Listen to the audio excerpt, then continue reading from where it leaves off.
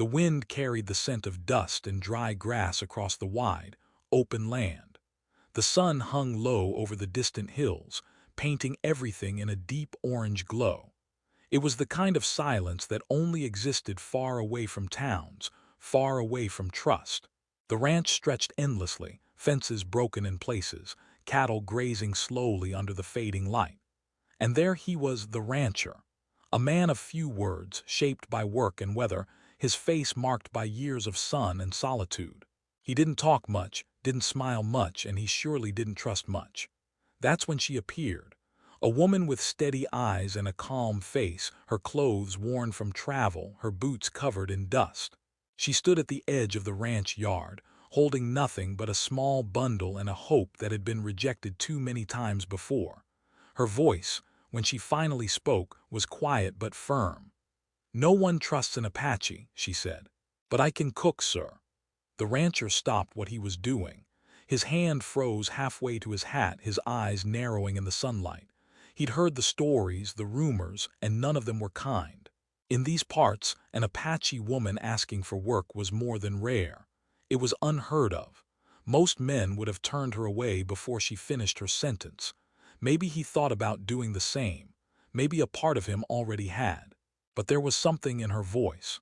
Something that wasn't asking for pity, just a chance. Something honest.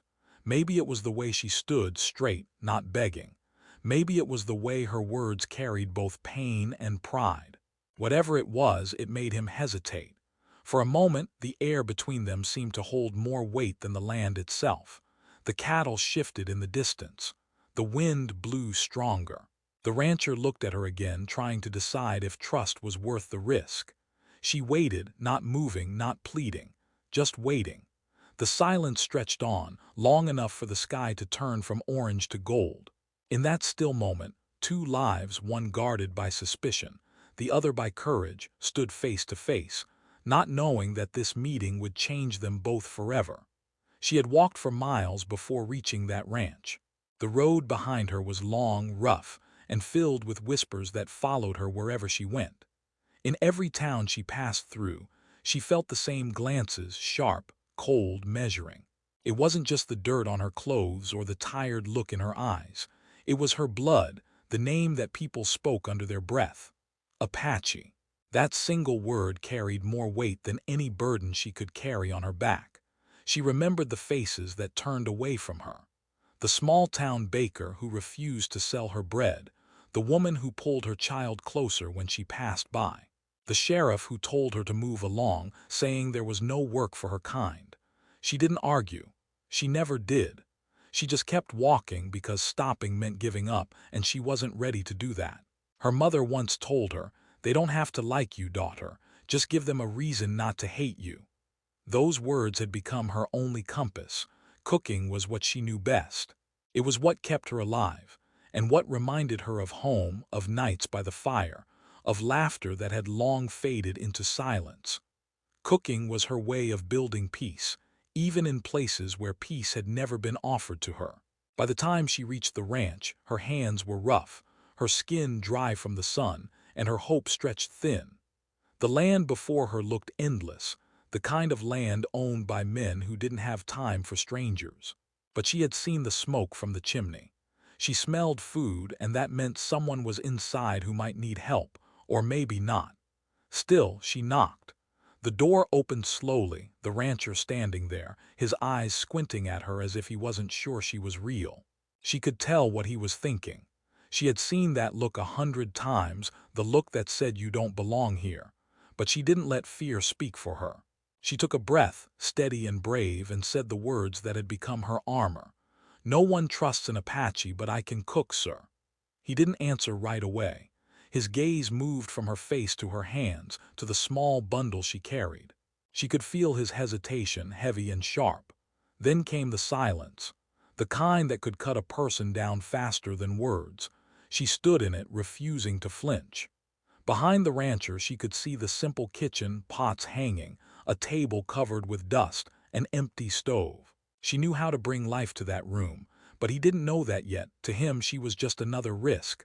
Finally he spoke. "You cook, huh?" His voice was low, rough, the sound of someone used to giving orders. She nodded once. "Yes, sir. I cook." He studied her for a moment longer, then stepped aside just enough for her to see inside. "There's plenty of folks who can cook," he muttered. "Yes," she said softly, "but not like me." He raised an eyebrow, not expecting the quiet confidence in her tone. Something about the way she said it made him pause again. Maybe it was pride, maybe it was exhaustion, or maybe it was just that he hadn't heard someone believe in themselves in a long time. She waited as he weighed his choices. Take her in or send her away like everyone else. To her, it was another chance. To him, it was a test he didn't even know he was taking. The rancher's world had been simple before that moment. Work, eat, sleep, repeat. He didn't ask for company, didn't need conversation, didn't trust much beyond his horses and his land. He'd lost too much already, friends to greed, neighbors to betrayal, family to time. The world had taught him that people bring trouble, and trouble stays longer than kindness ever does. So when this woman appeared on his doorstep, it wasn't just her face he didn't trust, it was everything she represented. Change, difference, a reminder that not everyone came from the same story. She didn't know any of that. All she knew was hunger, tired feet, and the fading warmth of belief. The thought of turning back made her chest ache. She couldn't go back to being invisible. She needed to be seen, even if only by one man who might never fully accept her. The rancher finally stepped aside. "Fine," he said gruffly. "There's flour, beans, and some dried meat in the pantry. You can make something with that." "I can make something with less," she replied. He nodded once, almost like a challenge, and walked off toward the barn. She watched him go, then turned toward the kitchen. The moment her hands touched the counter, it was like she'd stepped into her own kind of church. Everything felt right again. She unpacked her bundle, a few spices wrapped in cloth, a worn knife, a small wooden spoon that had belonged to her mother. The stove crackled to life, and the smell of frying beans and meat soon filled the room. For the first time in days, she smiled. As she cooked, she thought of her tribe, of the hills where the wind sang through the trees. She thought of her mother's voice, soft and wise. She thought of every door that had closed and how this one, though uncertain, had opened just a little. When the rancher came back, he stopped in the doorway. The smell hit him first, warm, rich, something familiar yet new. For a second he forgot who had cooked it, he just breathed it in. Then his eyes landed on her again, moving quietly around the kitchen, steady and focused. He didn't say anything. He didn't have to. She could feel the question in his silence. "Who are you and why do I feel like you've been here before?" She didn't answer it, not with words. She just kept cooking. Outside, the sun disappeared behind the hills. Inside, the sound of her spoon against the pan filled the empty house. She didn't know if this was the beginning of trust or just another stop on her journey. But for the first time in a long while, she wasn't standing in the cold. She had a place, even if only for tonight. And in her heart, a small spark flickered, a hope that maybe, just maybe this time, things could be different. Morning broke over the ranch with the slow stretch of light that painted the land gold. The sky was still quiet, except for the low hum of cattle stirring in the distance. The woman was already awake, standing by the stove before the first rooster crowed. Her hands moved quickly, with the memory of many mornings just like this one, though never here, never for these people. She had slept in the small corner near the kitchen, wrapped in her blanket, feeling half guest and half ghost. But when she woke, she rose with purpose. Work was the one thing that never betrayed her. She started a fire, the smell of burning wood mixing with the cool air. Soon, the scent of bread baking filled the kitchen. She cooked with care, not to impress, not to please, but because it was what she did best. Each movement had a rhythm, quiet and certain, like a song she had learned long ago. By the time the ranch hands walked in, rubbing their eyes and muttering about the cold, the table was full. Biscuits, beans, and hot coffee. They stopped at the door, surprised. No one had made breakfast this good in months. They whispered to each other, looking at her, unsure what to make of it. One of them finally asked, "You made all this?" She nodded once. No smile, no extra words, Just a simple yes. They sat, hesitating at first, then eating fast as if afraid the food might vanish. The rancher walked in last, his boots heavy against the floorboards. He stopped at the doorway like he had the night before, arms crossed. "You were up early," he said. "Yes, sir," she replied. He looked at the table, then at her. He didn't compliment her, he didn't thank her. He just sat down and started to eat. The men watched him closely. The first bite told them everything. His eyes lifted slightly, not to her but toward the window, as if he didn't want anyone to notice that it tasted good. The woman didn't need his words. She saw enough in the way he finished his plate without a sound. For the next few days she worked quietly. The kitchen came alive under her hands. Pots were cleaned, shelves were organized, the pantry no longer smelled like dust and neglect. Every meal was steady and simple but carried warmth, the kind that made silence feel less lonely. The rancher didn't say much, but he noticed everything: how she never wasted food, how she worked harder than anyone, how she didn't gossip or complain. She moved through the house like someone who belonged nowhere, yet made every place feel like home. But outside the ranch, word began to spread. The nearby town wasn't far, and talk traveled faster than the wind. Folks began asking questions. "Did you hear? The old rancher's got an Apache woman working for him." Some said it with curiosity, some with disgust. "He'll regret that," one man muttered at the saloon. "They can't be trusted." Another laughed. "She's probably stealing from him already." Back at the ranch, none of that noise reached her, or maybe it did, but she chose not to listen. She focused on her work, finding peace in the small things: the sizzle of oil, the rhythm of chopping vegetables, the smell of coffee brewing. Sometimes, when she thought no one was watching, she hummed softly to herself. The rancher saw that too. One evening, as the sun dipped low and painted the sky crimson, he leaned against the doorframe, watching her clean the table. "You've been busy," he said. She glanced up, hands still moving. "There's always something to be done." He gave a slow nod. "Most people don't see that." Her eyes met his for a moment.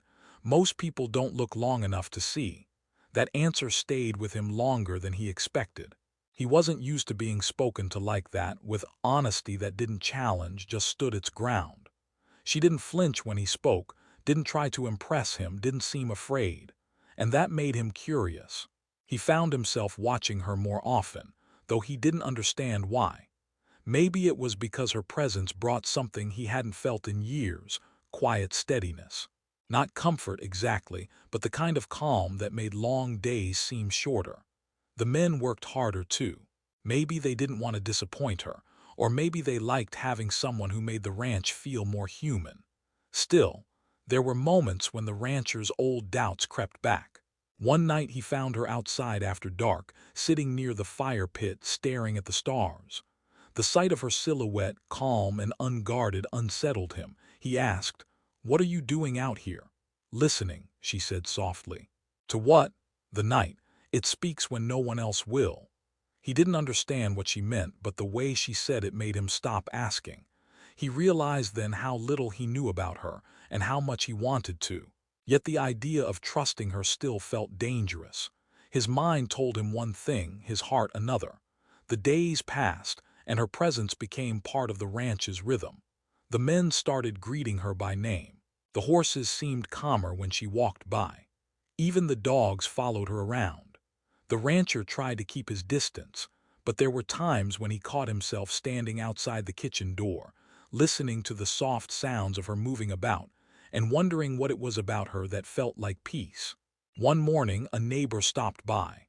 A man with a thick mustache and a smirk that didn't hide his judgment. He looked at the woman, then at the rancher. "Didn't think you'd let one of them under your roof," he said, laughing under his breath. The rancher didn't answer. His jaw tightened, but he said nothing. The woman pretended not to hear, though her hands trembled slightly as she carried a plate to the table. After the man left, the rancher stood by the window for a long time. He felt anger, though he couldn't tell if it was for the man's words or for his own silence. When he turned, the woman was gone, back to her work, calm as ever. But he could tell something had shifted in her, and in him. That night he sat outside on the porch. the stars bright above the dark land. The memory of her words came back, "No one trusts an Apache, but I can cook, sir." He realized then that she hadn't been asking for mercy. She had been offering a gift, one he hadn't yet learned to accept fully. The air grew colder. Somewhere inside, he heard her humming again, faint but steady, like the sound of something unbroken. And for the first time in a long while, the ranch didn't feel quite so lonely. The days moved slower as winter drew near, and the air around the ranch grew colder. The mornings began with frost on the window panes and the smell of smoke drifting from the chimney. The woman kept working, her breath visible in the chill, her hands red from washing pots in cold water. Yet she never complained. Each sunrise brought a new meal, a new task, a new way to prove that she belonged there, even if no one said it aloud. The rancher noticed. He saw the way she managed everything quietly, never asking for help, never leaving anything undone.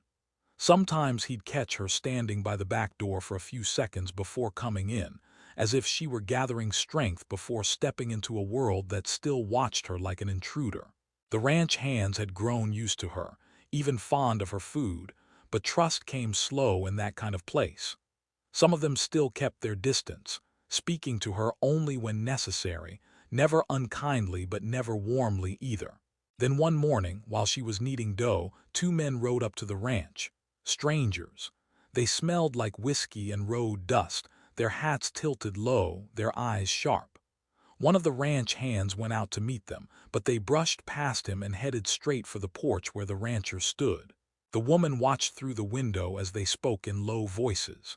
She couldn't hear their words, but she could see the tension in the rancher's shoulders. After a moment, one of the men laughed, a mean, cutting sound that didn't belong in the quiet air. He said something that made the rancher's face harden. Then both men turned to glance toward the house. The woman stepped back from the window instinctively, her heart tightening. She didn't need to hear them to know. Later, when the men left, the rancher came inside. His boots were muddy, his eyes unreadable. "You know those fellas?" he asked flatly. She shook her head. "No, sir. They said they saw you near town a few weeks back. Said folks were asking who you were. One of them said you looked familiar, like someone he'd seen before." Her hands stilled on the counter. "People see what they want to see," she said quietly. The rancher studied her, not with anger but with something close to confusion. "I told 'em to mind their business," he said, "but they'll be talking." She met his eyes then, calm but tired. "They always do."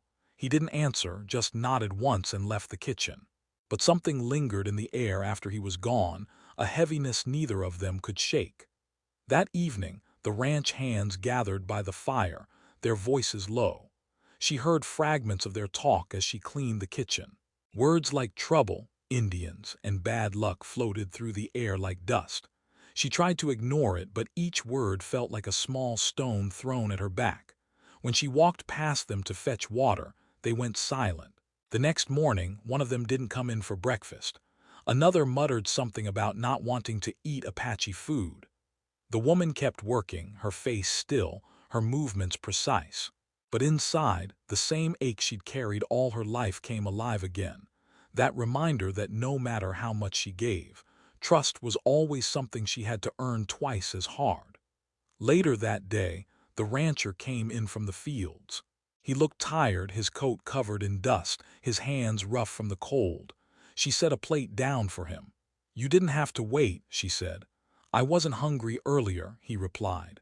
But his voice sounded different, less certain, more distracted. He sat down, pushing food around his plate.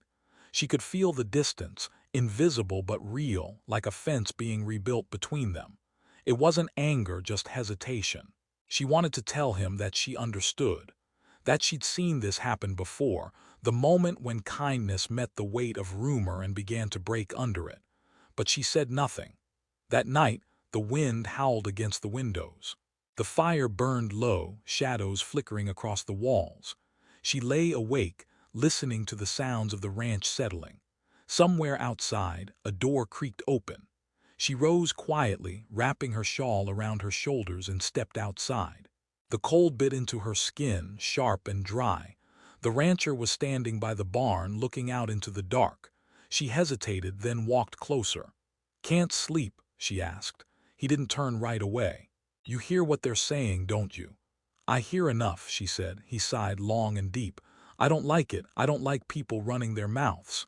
"People talk when they're afraid," she said softly. "Fear makes them loud." He turned then, eyes catching the faint light from the lantern she carried. "And what about you? You afraid?" "Every day," she said, "but fear's not a reason to stop trying." Something in her voice made him look away. He rubbed a hand over his jaw. "They don't know you like I do." She tilted her head slightly. "And how do you know me?" He opened his mouth to answer but stopped. He didn't know. Not really. All he knew was what he'd seen, the way she worked, the way she carried herself, the quiet steadiness that filled the house since she arrived. Yet he also knew how deep old habits ran. Trust didn't come easy to men like him. The silence stretched, heavy but not cold. Then he said, "You've done good work here." "Work doesn't always change minds," she said. "No," he agreed, "but it's a start." For a moment neither spoke. The wind whistled through the dry grass and somewhere far off a coyote cried. The rancher looked at her then, really looked. The lines on her face weren't from age but from survival. The strength in her eyes wasn't pride, it was endurance. He realized that whatever the townsfolk said, she had already faced worse. When morning came, the men gathered again for breakfast. She placed the plates before them without a word. They hesitated, eyes flicking toward the rancher. He sat down, picked up his fork and began to eat. Slowly, one by one, the others followed. No one said anything, but the message was clear. As long as the rancher stayed silent, they would too. But beneath that uneasy peace, tension remained like a storm waiting at the edge of the horizon. The woman felt it in every glance, every pause. She kept her head down, her heart steady, knowing that trust built on silence could crumble with one loud rumor. Still, she worked. Still, she stayed. Because leaving would mean proving them right, and that was something she refused to do. The tension that had been brewing around the ranch finally broke one gray morning. The sky hung low, thick with clouds that promised rain but gave none. The men worked slower, their voices sharp and clipped, glancing now and then toward the house where the woman cooked. The smell of breakfast drifted out, rich and warm, but no one said a word about it. Something had shifted. Everyone could feel it, though no one wanted to name it. The rancher rode out early that day. He said nothing to anyone, just mounted his horse and disappeared over the ridge. The woman watched from the doorway as he left, her hands wrapped around her shawl. She didn't ask where he was going. Maybe he needed space. Maybe he needed to remember what trust was worth. Inside, she worked as usual, though her heart felt heavier than the cast-iron pans she lifted. The kitchen had become her world, the only place where she could breathe without judgment. She moved with purpose, mixing dough, stirring stew, sweeping the floor between tasks. But behind every action, her thoughts lingered on the look in his eyes the night before. It wasn't anger. It was conflict. The kind that makes a person choose between what they've been taught and what they've come to see for themselves. By midday, the wind picked up. Dust swirled through the yard, clinging to the windows. The men came in for lunch, their boots heavy with mud. She served them quietly. Most avoided her gaze except for one, Tom, the youngest of the hands, barely 20. He gave her a faint nod as he took his plate, a small gesture, but it warmed her chest. The quiet broke when the sound of hooves returned. The rancher was back, but he wasn't alone. Two men rode beside him, the same men who had come days ago with whispers and smirks. They dismounted, laughter spilling from their mouths as if they owned the ground they walked on. The woman froze, ladle in hand. The rancher walked in first, his jaw tight. The visitors followed, tipping their hats mockingly. "Well, well," one of them drawled, his voice dripping with poison. "Heard the Apache cook's still here. Thought you'd have run her off by now." The room went still. Even the ranch hands stopped eating. The rancher said nothing. He moved to pour himself a drink, his back stiff. The man laughed again, louder this time. "Ain't it funny? A proud man like you, letting one of them handle your food. Brave or foolish, can't tell which." The woman kept her head down, stirring the stew though her hands trembled. Her stomach twisted, not from fear, but from the old, familiar shame that came when others decided who she was before she could speak. "Say something," the other man sneered. "You trust her that much?" The rancher turned slowly, glass still in hand. His eyes were hard, but his voice was calm. "I trust what I've seen," he said. "And what's that?" the first man shot back. "You think she won't rob you blind? You think her kind ever changes?" Something in the rancher's face shifted then. The air in the room grew tight, as if the whole world had stopped to listen. He set the glass down carefully, the sound small but final. "You can say what you want about me," he said quietly, "but you don't talk that way about someone who's earned her place here." The men blinked, caught off guard. The ranch hands looked between them, unsure whether to move or stay still. The woman's spoon stopped mid-stir. "She's worked harder than most of you ever will," the rancher went on, his tone firm now. "She's fed this crew, kept this place running, and done it without asking for anything. You think that makes her less? You're wrong." One of the men scoffed. "You defending her now?" "Yes," the rancher said, stepping forward. "I am." The silence that followed was thick. The visitors shifted uneasily. Whatever they had come for, to stir trouble, to laugh, they didn't find it here. The rancher's voice left no room for argument. "If you don't like how things are run on my land, you know where the road is." They exchanged a glance, then one of them spat on the floor. "You'll regret this," he muttered, turning toward the door. The rancher didn't answer. He just watched them leave. When the sound of hooves faded, the kitchen remained quiet. The ranch hands sat frozen for a moment, unsure what to do. Then one by one they stood, tipping their hats toward the woman before returning to work. None of them spoke a word. The woman stood there, still holding the ladle, still staring at the door.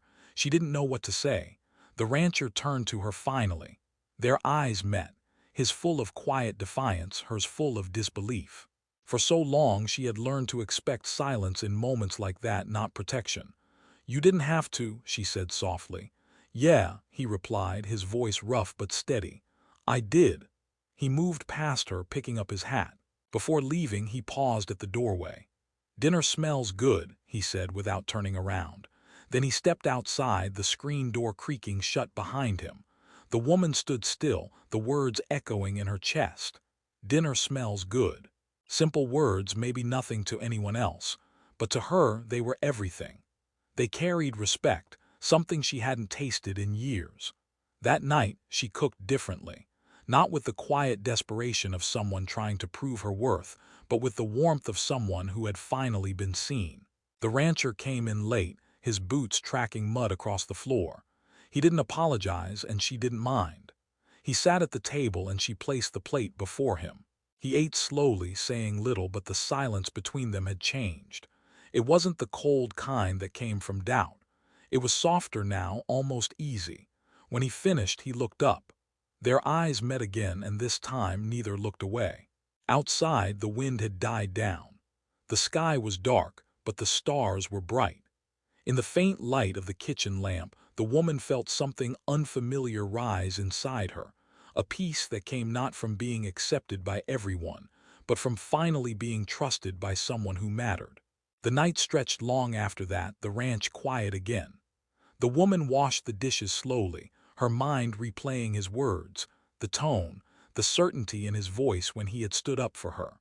She didn't know what tomorrow would bring, but for the first time in a long while, tomorrow didn't scare her. The next morning broke softer than usual. The air was cool, gentle, as if the land itself had exhaled after holding its breath for too long. The woman woke before dawn, as always. She moved quietly through the kitchen, the firelight flickering against her face. There was a calm in her chest that she hadn't felt in years, a stillness that came from knowing she no longer had to stand with her back against the world. Outside, the first streaks of pink light touched the edges of the sky, and the ranch slowly began to stir. The ranch hands came in one by one, boots thudding against the wooden floor. Their greetings were different now. A nod here, a polite morning ma'am there, small gestures, but she noticed. Respect had taken root in silence, just as mistrust once had. When she set their plates down, a few of them mumbled a thank you. That was new. She didn't say anything in return, but a faint smile touched her lips as she poured the coffee. The rancher came in last, as he always did. His hat tilted low, his coat dusted with the chill of the morning. He took his place at the end of the table. The men straightened, as if his presence carried more weight now than before. He looked at her once, a brief glance, but there was something steady in it, something that hadn't been there before. A kind of quiet understanding that didn't need words. Breakfast went on without the usual stiffness. The men talked in low tones, laughing here and there. The rancher listened more than he spoke. When he finally did, it was to ask about the work that needed doing. No one questioned his orders. No one mentioned the men who had come and left. That part of the story was over, sealed by the rancher's voice when he chose to stand up. The woman knew the talk in town would continue, but here, within these fences, something had changed for good. After breakfast, she stepped outside to hang laundry on the line. The wind tugged gently at the sheets, filling them like sails. The sun climbed higher, lighting up the golden fields. The rancher came out soon after, leading his horse. He stopped for a moment, watching her work. There was something in the way she moved, steady, patient, without rush, that reminded him of the land itself. She turned, catching his gaze. For a heartbeat, neither spoke. Then he tipped his hat slightly and said, "You've made this place better." She blinked, caught off guard. "It's just work," she replied quietly. He shook his head. "No, it's more than that." The words hung in the air between them. She didn't know how to answer, so she didn't try. He mounted his horse, gave her one last nod, and rode out toward the hills. She watched him go until he disappeared into the horizon, the faint trail of dust the only proof he'd been there. The day moved slow after that. The men went about their chores, fixing fences and tending to cattle. The woman baked bread, the smell drifting through the open windows. The ranch had settled into its rhythm again, but beneath it was a new kind of harmony.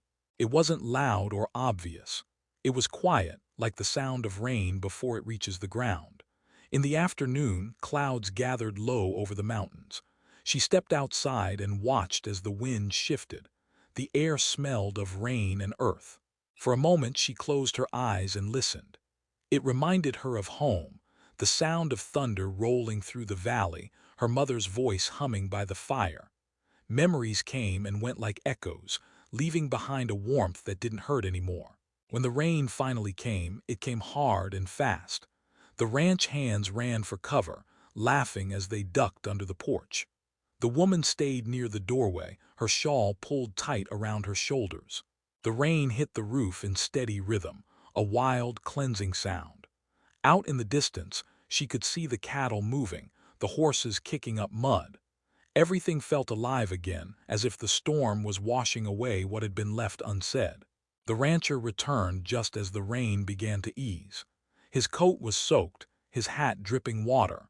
He led his horse into the stable, then came to stand beside her on the porch. Neither spoke for a while. They watched the rain slow to a drizzle, the smell of wet earth rising between them. "Storm's good for the land," he said finally. She nodded. "It brings life back." He looked at her then, his voice softer. "Seems it's done that here too." Her hands tightened around the edge of her shawl. She didn't trust her voice to answer, so she simply nodded again. The rancher didn't say more. He just stood there beside her, watching the rain fade into mist.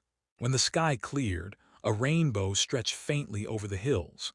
The light caught in the puddles, glimmering across the yard. The woman stepped down from the porch and walked toward the open field. The air was cool against her skin, the ground soft beneath her feet. She knelt and pressed her hand into the damp earth, feeling the heartbeat of the land beneath her palm. It was strong, forgiving. Behind her, she heard the rancher call out, "You'll catch cold." She turned, smiling faintly. "I've known colder." He chuckled, a rare sound, deep and genuine. "That I believe."